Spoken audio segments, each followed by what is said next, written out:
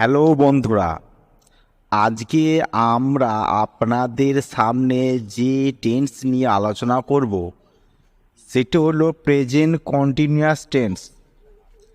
আগের পর্বে আপনাদেরকে প্রেজেন্ট পারফেক্ট টেন্স নিয়ে আলোচনা করেছি এবং কিভাবে এর কার্যকারিতা ব্যবহার সম্পর্কে ডিটেলস আলোচনা করেছি।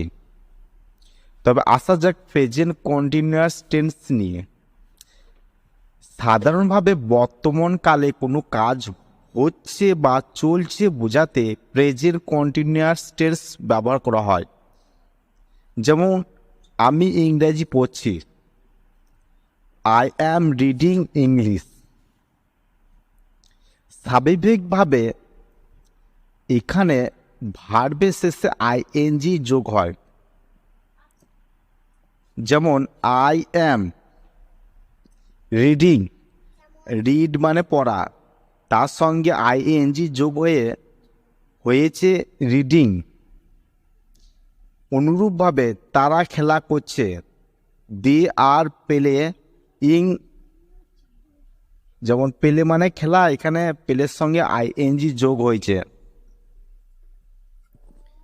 প্রেজেন্ট কন্টিনিউয়াস টেন্সকে আমরা যদি সেন্টেন্স গঠন করি তাহলে 4টি ভাগে ভাগ করে সেন্টেন্স গঠন করতে হবে। যেমন affirmative sentence, negative sentence, interrogative sentence, interrogative negative sentence. আজকে আমরা আপনাদের সামনে আলোচনা করব অ্যাফার্মেটিভ সেন্টেন্স এবং প্রেজেন্ট কন্টিনিউয়াস টেন্সের। অ্যাফার্মেটিভ সেন্টেন্স গঠন করতে হলে সাবজেক্টের পর একটা অক্সিলারি ভার্ব, যেমন ইজ, অ্যাম, আর বসাতে হবে। তারপর মূল ভার্বের সঙ্গে আইএনজি যোগ করতে হবে। যেমন সে ভাত খাচ্ছে, হি ইজ ইটিং রাইস। এখানে সাবজেক্টের পর একটা অক্সিলারি ভার্ব যেমন ইজ বসেছে এবং এখানে ভার্বের সঙ্গে ইটিং যোগ হয়েছে। যেমন ইটের সঙ্গে আইএনজি যোগ হয়ে ইটিং হয়েছে। হি ইজ ইটিং রাইস, সে ভাত খাচ্ছে। তুমি কি ইংরেজি পড়ছো, you are reading English. Subject you পর একটা অক্সিলারি ভার্ব আর বসেছে, তারপরে রিডের সঙ্গে আইএনজি যোগ হয়ে রিডিং হয়েছে এবং শেষে অবজেক্ট ইংলিশ হয়েছে। আর ইউ রিডিং ইংলিশ, তুমি কি ইংরেজি পড়ছো।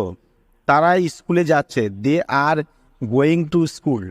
দে এর পর হচ্ছে অক্সিলারি ভার্ব বসে, তারপরে গোয়ের সঙ্গে আইএনজি যোগ হয়ে গোয়িং হয়েছে এবং তারপর অবজেক্ট হচ্ছে to school. They are going to school, তারা স্কুল যাচ্ছে। এবার আসার জায়গায় নেগেটিভ সেন্টেন্স। নেগেটিভ সেন্টেন্সের একটা অতিরিক্ত নট বসবে। এর নট, নেগেটিভ সেন্টেন্সের একটি অতিরিক্ত নট বসবে। নটটি অক্সিলারি ভার্বের পরে বসবে।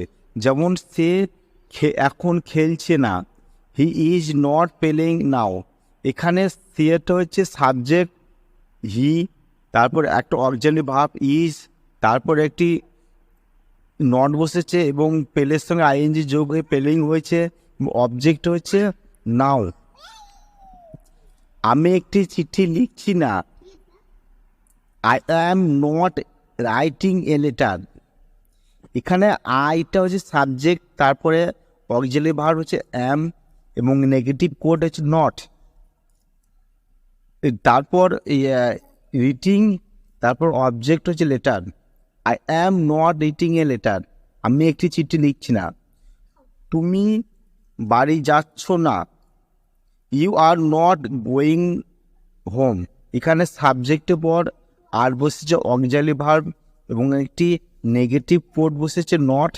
গোয়ের সঙ্গে আইএনজি যোগ হয়ে ভার্বে গোয়িং হয়েছে এবং অবজেক্টে হোম হয়েছে। যেমন you are not going home, তুমি বাড়ি যাচ্ছ না। বন্ধুরা, আজকে ভিডিও এই পর্যন্ত। আগামী পর্বে ভিডিও দেখার জন্য আমার চ্যানেলটা অবশ্যই সাবস্ক্রাইব করে নেবেন এবং টেস্ট নিয়ে পুরো ভিডিও আমার ডিসক্রিপশন বক্সে থাকবে, আমরা ওখান থেকে